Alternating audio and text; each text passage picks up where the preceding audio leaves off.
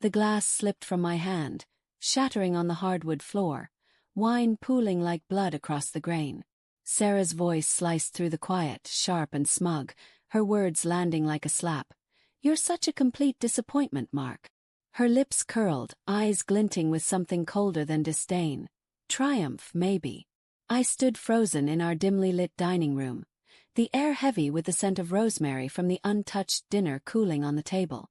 My sister, Emily, leaned back in her chair, her fork clattering against her plate. "Well, damn, Sarah," she said, voice low but steady. "If you don't want him, I'll take him." The room stilled, Sarah's smirk faltering, and my heart thudded, a sickening rhythm of dread and something I couldn't name. I'd felt the fracture in our marriage for months, like a hairline crack in a mirror you pretend not to see. Sarah's late nights at the office, her phone angled just out of view, the way her laughter stopped short when I entered a room. It all piled up, small stones in a wall I didn't want to climb. But I loved her. God, I loved her. The kind of love that makes you swallow your doubts, choke on them, because the alternative is a void too wide to face. I told myself it was stress, her new promotion, the long hours. I told myself I was paranoid, that the texts she deleted were nothing, that the scent of unfamiliar cologne on her scarf was just my imagination. That night, Emily's words hung in the air, a challenge or a lifeline I couldn't tell. Sarah's face shifted, her eyes darted to me, then back to Emily, her confidence cracking like thin ice. "What's that supposed to mean?" she snapped, but her voice trembled at the edges. Emily just smiled, slow and sharp, and took a sip of her wine.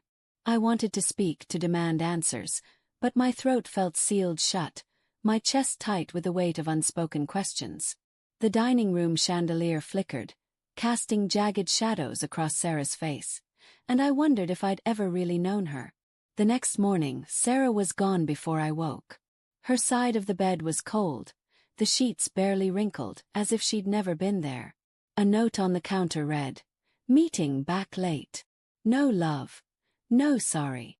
Just her sharp, slanted handwriting, clinical and final. I stood in the kitchen, coffee machine hissing, the bitter smell grounding me as my mind spiraled. Had she always been this distant? I thought of our early days, her head on my chest, her laughter soft against my skin, the way she'd trace my jaw with her fingertips. Where had that woman gone? I called Emily. "What did you mean last night?" I asked, my voice rough, barely above a whisper. She hesitated, the phone line crackling with her silence. "Mark, I didn't mean to stir things up," she said finally. "But I've seen how she looks at you. Like you're disposable." Her words stung, not because they were cruel, but because they echoed the fear I'd buried deep.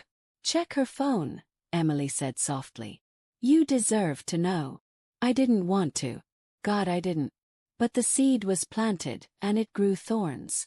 That evening, Sarah came home late, her hair slightly mussed, her blouse untucked. She kissed my cheek, a perfunctory brush of lips, and muttered something about a long day.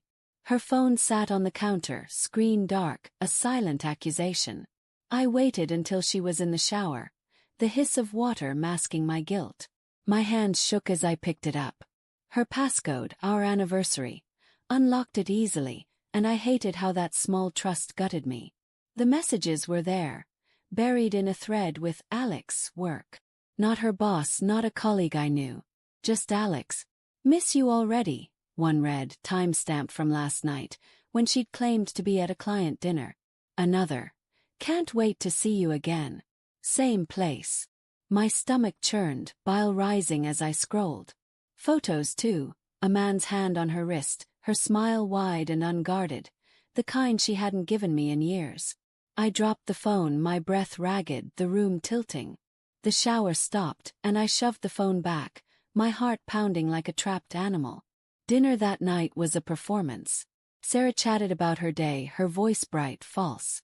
I nodded, my fork scraping against the plate, the sound grating in the silence of my thoughts. Did she know I knew?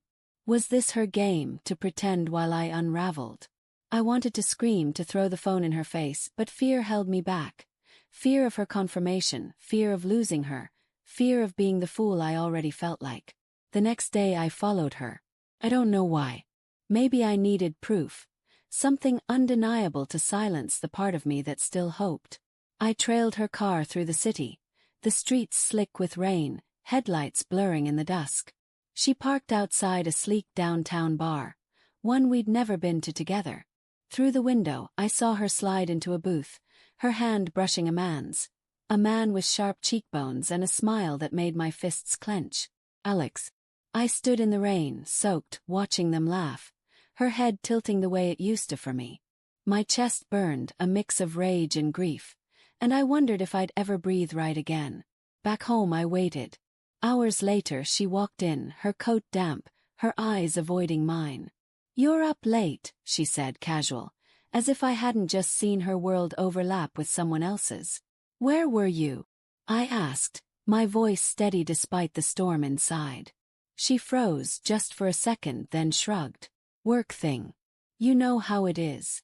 The lie was so smooth, so practiced, it almost felt true. Almost.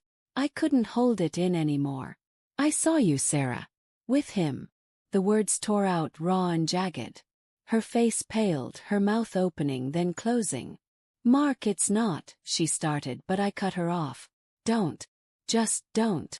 The silence that followed was suffocating. Her guilt a tangible thing between us. She didn't deny it. She didn't need to. Emily arrived an hour later, her knock sharp against the quiet. Sarah was upstairs, packing, her movements frantic through the floorboards.